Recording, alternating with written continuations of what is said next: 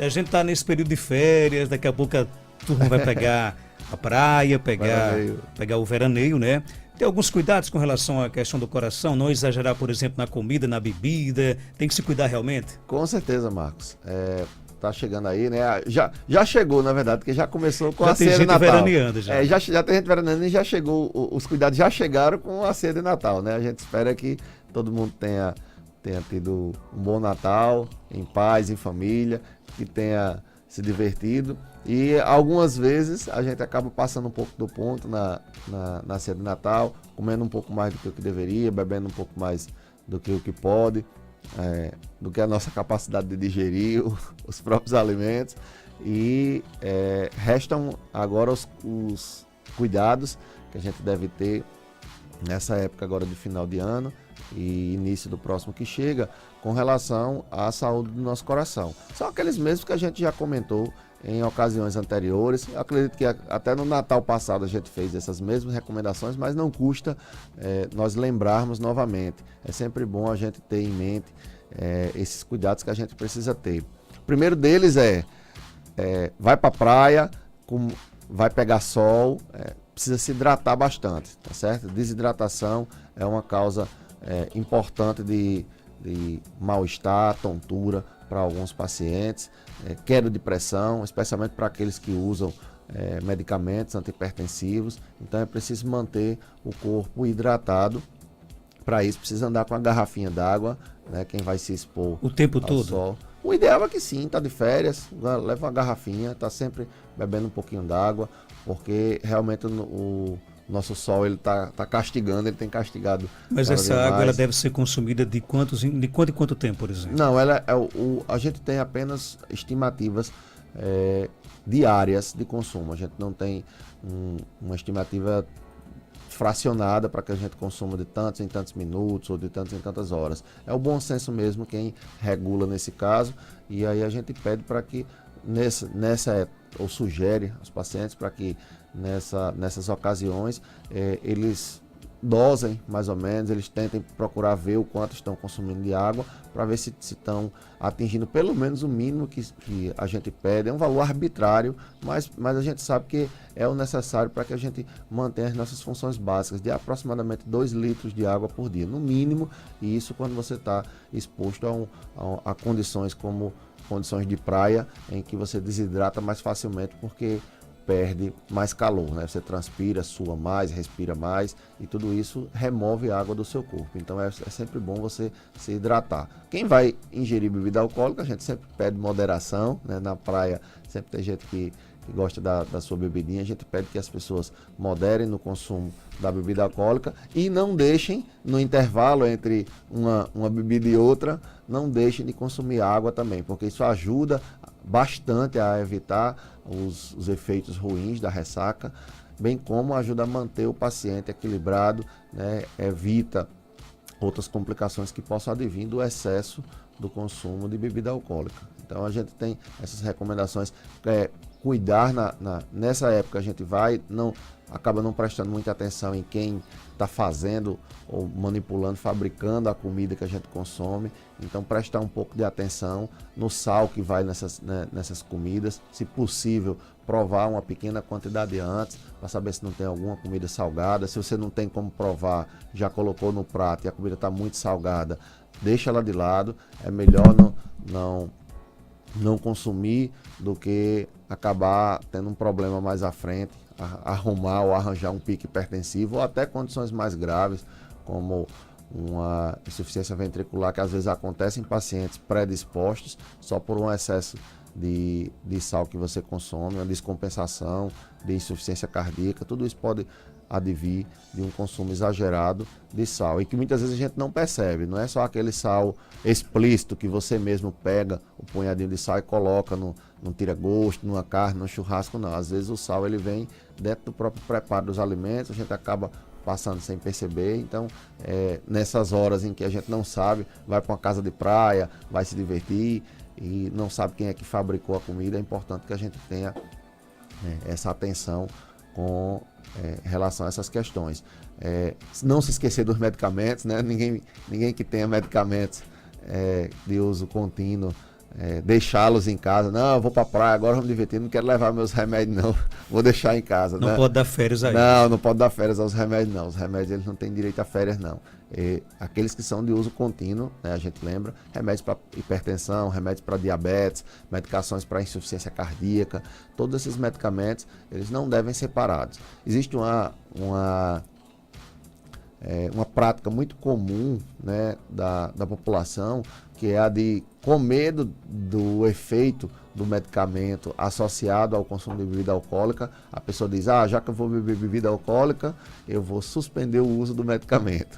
Pelo menos com relação às medicações antihipertensivas, a gente pede que os pacientes não façam isso, certo? Se você vai consumir a bebida alcoólica, a gente implora que você consuma com moderação, mas se mesmo assim você resolver exagerar e não quero saber do Dr. Wander não, eu vou beber, vou encher a cara, tá chegando o verão, daqui a pouco é o carnaval aí, daqui a um mês, 2 meses tem o carnaval, o veraneio, eu vou beber, não quero saber não. Se você vai fazer isso, mesmo com a gente pedindo que não faça, pelo menos não deixe de tomar o seu remédio, porque aí a pessoa comete um erro duplo, ela exagera na bebida alcoólica, que em excesso pode precipitar arritmias e picos hipertensivos, e além de exagerar na bebida alcoólica, ela deixa de tomar o medicamento que estava protegendo o seu coração. Então, esse mito que existe, né, eu vou chamar isso de mito, ele advém, na verdade, ele tem um fundo racional. Né? A ideia disso é a de que tanto o álcool quanto as medicações, elas são metabolizadas pelo fígado. Entretanto, para a maioria das medicações, como regra geral isso vale, para a maioria das medicações de uso cardiológico, as medicações antihipertensivas, medicações para insuficiência cardíaca, não há uma interação muito forte entre o álcool e o medicamento a ponto de prejudicar seriamente o fígado. Então, o paciente ele pode fazer o consumo de álcool e do medicamento sem nenhum problema, certo? Então, a gente pede que o paciente não deixe de tomar o seu medicamento, porque isso pode prejudicá-lo ainda mais. Nossa amiga Zífora Medeiros está lá curtindo as férias dela no Ceará, né? Está perguntando aqui para o Dr. Wander, quando o coração dá umas batidas aceleradas, pode ser ansiedade ou problemas no coração? Pode ser ambas as coisas, Zífora. Espero que você curta muito aí as suas férias. Ela disse, inclusive, que gosta muito das suas palestras lá no Centro Espírita aqui em Caicó. Exatamente. Nós fazemos também, né? Nós temos a escalinha e fazemos de vez em quando. Quando sobra um tempinho, né? Não, mas a gente sempre disponibiliza um tempinho para essas palestras mesmo lá no centro. Um abraço para você, que curta muito as suas férias aí. E essas palpitações, elas podem ser devidas a ambas as situações. Tanto a ansiedade, ela pode reproduzir sintomas que se assemelham aos sintomas do coração, assim como também a ansiedade, ela reproduz sintomas de outros órgãos. Por exemplo, tem pessoas que com ansiedade se manifestam com dor abdominal, com enjoo, com vontade de vomitar e até mesmo com quadros de diarreia.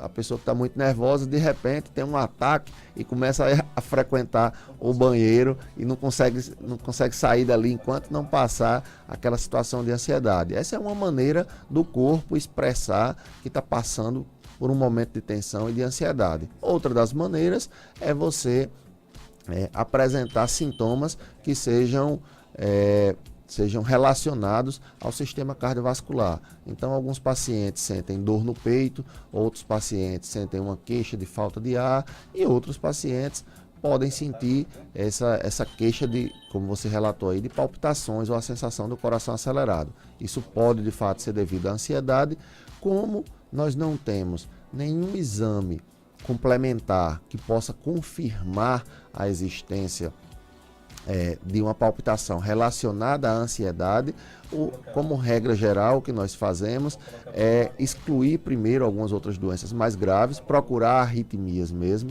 que podem de fato está produzindo esses sintomas, e uma vez que a gente exclui, que a gente tem certeza de que não é nenhuma doença grave, exclui as outras possibilidades, nós podemos atribuir isso à ansiedade. É lógico que existem aqueles casos que são muito direcionados. O paciente já nos apresenta, até na própria história dele, na anamnese, ele nos apresenta um quadro muito específico de palpitações relacionadas exclusivamente a situações de maior estresse, e isso facilita o diagnóstico. Você não precisa fazer necessariamente um diagnóstico de exclusão, já pode direcionar esse diagnóstico de palpitações à ansiedade. Mas, como regra geral, quando persiste essa dúvida, eu estou na dúvida se é ansiedade ou se é problema cardíaco mesmo, a gente faz os exames cardiológicos. Se não encontrar nenhuma alteração, aí a gente, como regra, a gente acaba direcionando o nosso olhar para a ansiedade. Ok, tem ouvido com a gente, fala com quem? Bom dia. Bom dia, Falo com quem? Isabel. Dona Isabel, bom dia. Qual a sua pergunta, Dona Isabel? Eu quero perguntar, doutor Vânia, porque aí, 15 dias aí atrás eu tive um começo de um infarto. Minha pressão sempre é 10/8, o normal. Quando já chega 12/8, eu já fico passando mal. Aí eu tive um desmaio, ela estava em 20/14, quando eu cheguei no regional. Só que eu passei bem umas 3 horas desmaiada. Aí depois ela voltou ao normal, ficou só se balanceando. Aí quando foi ontem à noite aconteceu a mesma coisa. Esses desmaios, se é da pressão quando sobe ou se é. Aí eu fico umas pontadazinhas, assim, um aceleramento bem rápido, aí passa. E dá dor de cabeça. Entendi, dona Isabel. Olha, esses sintomas que a senhora sente, especialmente esse último, que é essa sensação de desmaio, eles podem ser, de fato, devido ao problema do coração, né? Como a senhora disse que teve esse quadro de desmaio e foi ao hospital e foi diagnosticado o quadro de infarto, nós temos algumas situações em que o paciente tem um infarto e que costuma não se manifestar da maneira mais comum, que é a dor no peito apertando e arrochando. Algumas vezes o paciente sente outros sintomas e um deles pode ser esse. Isso às vezes acontece quando a pressão cai muito, isso pode gerar um desmaio do paciente. Algumas vezes a frequência cardíaca, as batidas do coração, elas diminuem bastante por um problema exatamente de entupimento de algumas artérias. As batidas do coração caem muito. Em compensação, a pressão sobe muito e aí o paciente chega com a pressão muito alta, a frequência cardíaca baixa e com essa sensação de que está desmaiando. Isso pode ser mais um dos quadros que o paciente com um quadro de infarto pode apresentar. E por último, o coração pode entrar numa situação temporária de falência. O coração começa a falhar, ele não está mais bombeando o sangue da maneira adequada, e isso também pode gerar essa sensação que a senhora teve aí de iminência do desmaio, a sensação de que está perdendo a consciência. Doutor, e outra coisa que aconteceu também, na primeira vez que aconteceu, eu fiz o elétrico, já tinha colhido o sangue, deu tudo normal no sangue. Agora, se no elétrico deu um pré-infarto. O eletro, ele se altera, ele nem se altera em todas as situações. Por isso que é importante a gente fazer uma boa história e acompanhar não apenas com o eletro, mas com outros medicamentos, com outros exames complementares, como as próprias enzimas. E além disso, no próprio eletro, se você está suspeitando pela dor, pelo quadro do paciente, que pode se tratar de um infarto, é importante que você repita o eletro algum tempo depois. Faz o eletro agora, espera mais 1 hora, 2 horas e repete de novo ainda no hospital. Repeti. Porque isso pode... Repeti, quando eu tomei, aí pedi para repetir de novo. Foi. Aí a pressão teve uma hora que ficou 8/4, aí uma hora ficava em 14, aí ficava só ovulando. Aí quando ela voltou ao normal, eu fiz o eletro, aí deu o pré-infarto. Exatamente. Essas alterações de eletro, elas podem acontecer, elas são um dos principais indicativos para a gente de que realmente o paciente está diante de um quadro sério que precisa de tratamento. Quando o paciente tem uma dor ou um quadro de desmaio ou algum mal-estar e a gente está suspeitando que é do coração, muitas vezes não aparece no primeiro eletrocardiograma. Daí a importância da gente aguardar, ter um pouquinho de paciência, aguardar, vigiar o paciente, não mandá-lo para casa logo de imediato e depois de alguns minutos ou algumas horas repetir o exame, porque às vezes é só ali que a gente vai conseguir identificar o infarto. Dona Isabel, Aí, à noite, quando é para dar esse negócio em mim, eu fico sentindo assim, dá uma dor de cabeça, aí foi eu falei pro meu esposo, meu velho tá me dando a mesma coisa que você tá me dando naquele dia, aquilo acesa nos meus olhos, um aperto. Só que quando eu digo isso, não dá tempo nem dá aquele desmaio, quando eu chego, a pressão a hora tá, aí só, fica até em 20. Aí vem baixando, uma hora fica baixa, uma hora sobe, aí fica normal. Aí, minha família quase toda é hipertensão de pressão. Até tá com 2 meses que faleceu uma irmã minha, 47 anos, de infarto, outra irmã, tá com 2 anos, meu pai. Nessas horas é importante mesmo que a senhora, quando estiver sentindo isso, a senhora procure de imediato o serviço hospitalar, porque aí é quem... Porque o médico essa noite falou assim, quando eu tornei, ele disse, Isabel, é o seguinte, a senhora tem que vasculhar o que é que está acontecendo, esse seu desmaio. Você presta atenção o que é que está acontecendo, por que está acontecendo. Exatamente. Eu disse, não, porque eu não tenho pressão alta. Minha pressão sempre, a normal dela, a normal, é 10 por 8. Quando é 12 por 8, que é o normal, eu já fico passando mal. Exatamente. Aí, justamente, que aí atrás, faz uns 10 anos aí atrás, que eu fiz um tratamento de arritmia. Esse tratamento de arritmia ele não pode não ter muita relação com o quadro que a senhora teve atual agora, já que se trata de um quadro de infarto. Poderia ter se esse desmaio não tivesse a relação com o infarto. E aí algumas arritmias podem de fato estar correlacionadas com o desmaio dos pacientes. Mas o fato de ter uma arritmia e agora ter tido um infarto, eles aparentemente não têm correlação um com a outra não. Tá joia? Ok, abraço a nossa amiga Dona Isabel, forte abraço, obrigado pela audiência. Doutor, tem uma pergunta, aliás, tem muitas perguntas aqui chegando. Meu pai tem 67 anos, é hipertenso, de vez em quando toma uma cachaçinha, né? Está com anemia 33. Ele quer saber se nesse quadro aqui é preocupante. Não, esse 33 que ele falou aí provavelmente é um dos valores que a gente avalia, que é o hematócrito, né? É uma anemia que requer certos cuidados, de fato, mas não é nada com perigo de vida, tá certo? Espero que isso não sirva de estímulo para que ele continue bebendo, mas eu preciso ser honesto e ser claro de que a situação dele... bebida faz mal nesse caso. Apesar de que bebida faz mal nesse caso, mas eu não posso também assustá-lo sem fundamento, sem necessidade, porque eu seria facilmente desmascarado ele próprio vendo a evolução do quadro dele ou consultando algum outro médico. Com o hematócrito em torno de 33, o que daria aproximadamente uma hemoglobina de 11, o paciente é classificado como uma anemia leve, ainda como anemia leve.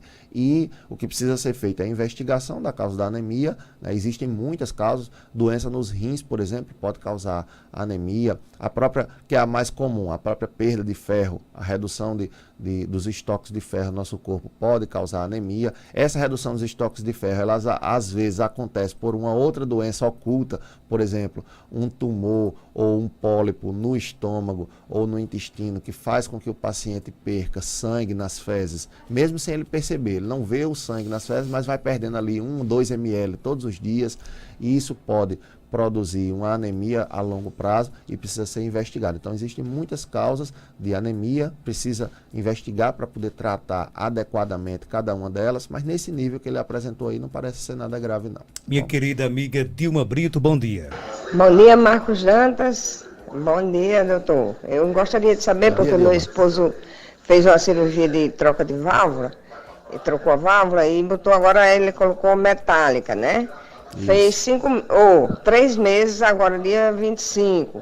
Mas como ele abriu o osso e teve que passar por outra cirurgia, graças a Deus eu ainda estava no hospital para colar o osso, então o osso ainda vai completar o externo, né? O osso externo. Isso. Ainda vai completar 3 meses, dia 16. Eu gostaria de saber se ele podia tomar um vinhozinho, um champanhezinho na passagem de ano, se ofende ou não, uma taçazinha. Olha, Bom dia, obrigada. Bom dia, Dilma. Olha, isso vai depender mais de como anda a saúde do coração dele do que a do externo. Se for uma taçazinha mesmo, só para brindar e beber com o coração dele estando tudo ok, aí ele precisa fazer a avaliação com o médico que indicou a cirurgia. Não necessariamente com o médico que realizou, com o que indicou a cirurgia, que via de regra é um cardiologista clínico. Ela deve ter esse médico que faz esse acompanhamento para fazer uma avaliação de como está o coração nesse momento após o procedimento cirúrgico. Se tiver tudo bem com o coração, eu, de minha parte, não veria problema de que ele tivesse uma taça na mão só para fazer a foto, brindar e beber aquela tacinha. Não me parece ser problemático não, mas para isso a gente precisaria saber ou ter certeza de que está tudo bem com o coração dele após o procedimento cirúrgico, que o procedimento foi bem realizado, que a válvula está bem implantada e que já não causa mais nenhum problema. O problema mais comum que leva a isso é dilatação ou espessamento de algumas cavidades do coração que se manifesta como insuficiência cardíaca. Essa é a causa mais comum que leva os pacientes a trocarem alguma das válvulas de dentro do coração. A preocupação não é tão grande aí nesse caso com relação ao externo, que a gente não está tratando de uma quantidade grande e crônica de consumo de álcool. Quando o paciente faz um consumo de álcool em grande quantidade e por muito tempo, isso de fato tem repercussão na imunidade do paciente e pode deixar o paciente propenso a apresentar infecções ou até mesmo ter dificuldade na cicatrização adequada de feridas operatórias. Mas a gente não está tratando desse caso, seria um consumo pontual, eventual, então esse não é o maior problema, não é o problema de colar, como se diz, o externo dele. O problema aí é em relação ao próprio coração. Se houver uma boa recuperação e se o médico concordar que está tudo bem com o coração dele, eu, de minha parte, não veria problema que houvesse uma tacinha só para brindar, fazer a foto e ter aquele gostinho na boca, aquela sensação agradável. Mas, além disso, aí de fato, a gente não tem como recomendar, principalmente sem saber como é o real estado dele agora. Dr. Wander, fiz um eletrocardiograma e uma hipertrofia atrial esquerda, né? O que é que isso significa? Estou preocupada, tenho 46 anos. Bom dia, minha amiga. Essa pergunta é interessante. O achado da hipertrofia ou sobrecarga atrial esquerda é bem frequente no eletrocardiograma e ela costuma ser devida a quadros de hipertensão de longo prazo. Então, a principal hipótese que a gente tem aí, principalmente na sua idade, aos 46 anos, é a da presença de uma hipertensão.